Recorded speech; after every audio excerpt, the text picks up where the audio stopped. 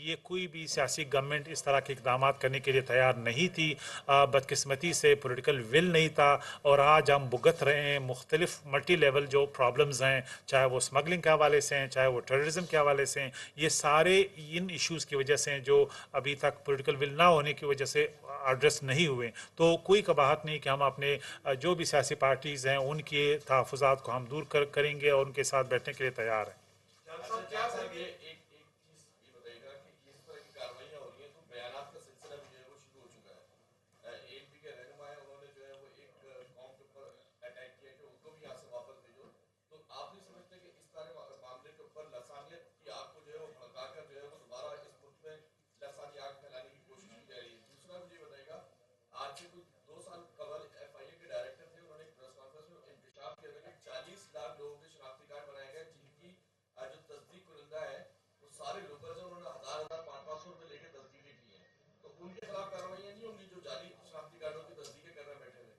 سب سے پہلے تو میں کھل کے اے این پی کے سربراہ کے اس بیان کی مذمت کرتا ہوں جنہوں نے غیر ملکی تارکین وطن کے اس پورے ایشو کو جو ہے وہ کراچی میں ہمارے خاص کمیونٹی کے ہمارے بھائیوں کے ساتھ جوڑا. کراچی کے اردو سپیکنگ پاکستان کی شہرگ ہیں, انہوں نے پاکستان کو زندگی کے ہر شعبے میں ان کا کنٹریبیوشن ہے, چاہے وہ اکانومی ہے, سپورٹس ہے, کلچر ہے, زبان ہے, ان کو تارکین وطن سے ملانا یہ قابل مذمت ہے. یہ ایتھنک فالٹ لائن سے کھیلنے کی کوشش ہے, اور کبھی بھی ہم کسی بھی فورس کو یہ اجازت نہیں دیں گے کہ تارکین وطن کے نام پہ پاکستان کے اندر ایتھنک بنیادوں پہ نفرت پھیلائی جائے اور اس طرح کی مذموم کوشش سے اپنے سیاسی خدوخات اور ووٹ کو بڑھانے کی ناکام کوشش کی جائے.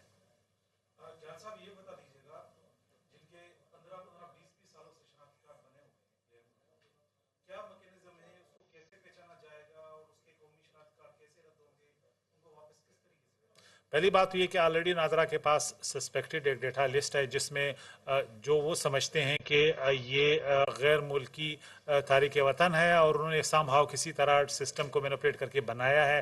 ایک یہ سسٹم آلریڈی موجود ہے, اس پہ ایکٹ نہیں ہوا, جو ابھی ایکشن ہوگا اس پہ, یعنی اس کا ایکسیکیوٹ ہوگا جن لوگوں جو سسپیکٹڈ لسٹ ہے. دوسری بات یہ کہ جو ڈی این اے کا ہے وہ بڑا مؤثر ہے.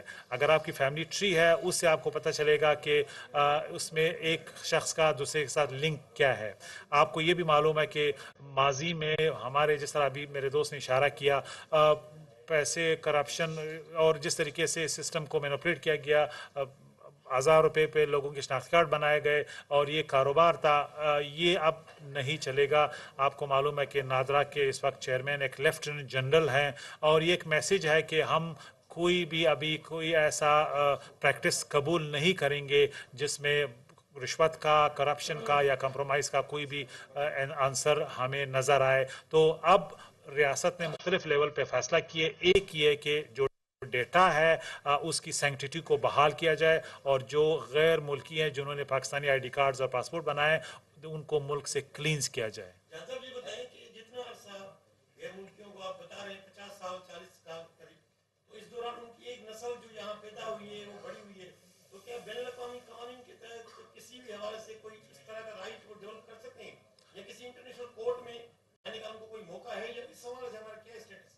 دیکھیے اس وقت 13 لاکھ ایلین صرف افغانز ہیں, 13 لاکھ, یہ بہت بڑی تعداد ہے. ان کا کوئی رائٹ نہیں, کوئی قانون دنیا میں نہیں ہے جو کہیں کہ ان کو آپ آئی ڈی کارڈ دیں, ان کا پاسپورٹ دیں, ان کو آپ سٹیزن بنائیں.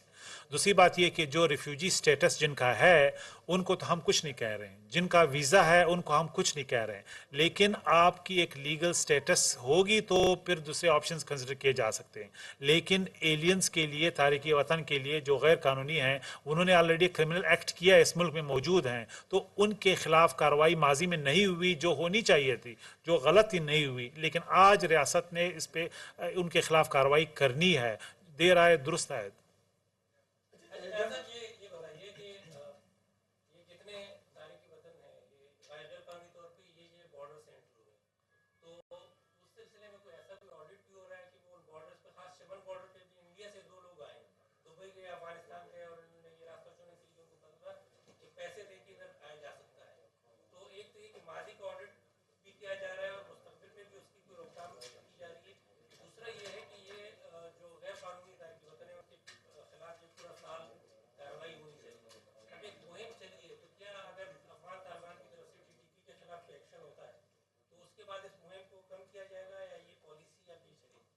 देखिए, हमने अपने मुल्क को एक इन्वेस्टमेंट फ्रेंडली मुल्क बनाना है। इस वक्त जीसीसी कंट्रीज का बहुत बड़ा इन्वेस्टमेंट पाकिस्तान आ रहा है। हमने एक नॉर्मल स्टेट की तरफ जाना है। कोई नॉर्मल स्टेट अपने लूज बॉर्डर्स अफोर्ड नहीं कर सकती। हमने अपने बॉर्डर्स की सैंक्टिटी को बहाल करना है। सैंक्टिटी का मतलब है पासपोर्ट रिजीम हमने इम्प्लीमेंट करना है, और मुल्क के अंदर जो लोग रह रहे हैं उनकी सिटीजनशिप स्टेटस का फैसला करना है, चाहे वो तारकीन वतन है, चाहे दूसरे स्टेटस में है। अगर हमारी पॉलिसी आज हम इम्प्लीमेंट नहीं करेंगे तो ये भी माजी वाला हम पे भी ये इल्ज़ाम आएगा कि हमने यानी कंप्रोमाइज़ किया, इस पॉलिसी को कंटिन्यू नहीं किया। इस पॉलिसी का अफगानिस्तान के जियो पॉलिटिक्स के साथ, सियासी मामला के साथ कोई ताल्लुक नहीं है।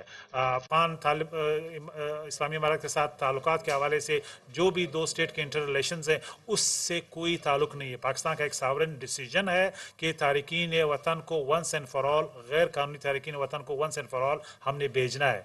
जहाँ तक बॉर्डर्स की बात है, हमारे इदारों के लोग शामिल रहे हैं, इसमें कोई दो राय नहीं है। यानी अगर वो कन्वेंस नहीं होती तो लोग नहीं आ सकते थे।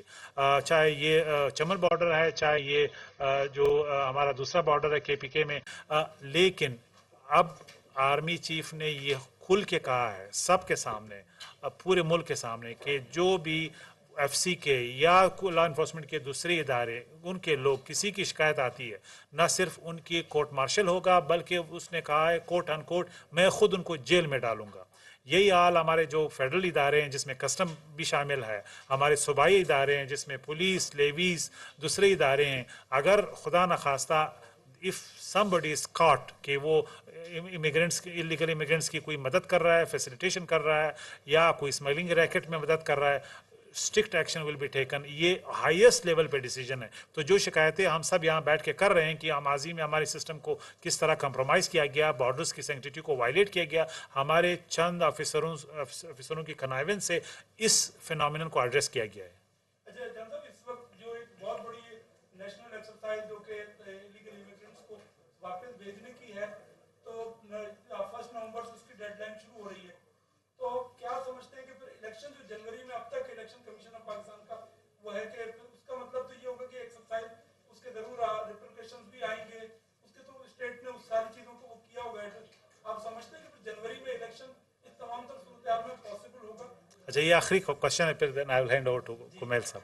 अच्छा, पहली बात ये इलेक्शन का सवाल मुझसे बनता नहीं है। हमने इलेक्शन ना कराने हैं, ना हम उसको कोई कमेंट कर सकते। ये एसीपी का सवाल है, एसीपी का प्रेरोगेटिव डिस्क्रिप्शन है।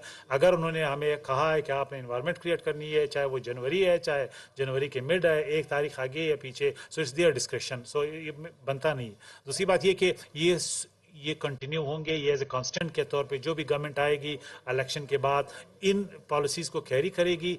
कुछ वेरिएबल्स में वो तब्दीली कर सकती है, लेकिन ये रियासत पाकिस्तान का फैसला है जो कांस्टेंट के तौर पे ये फेंस होगा, and the next government will continue with that policy.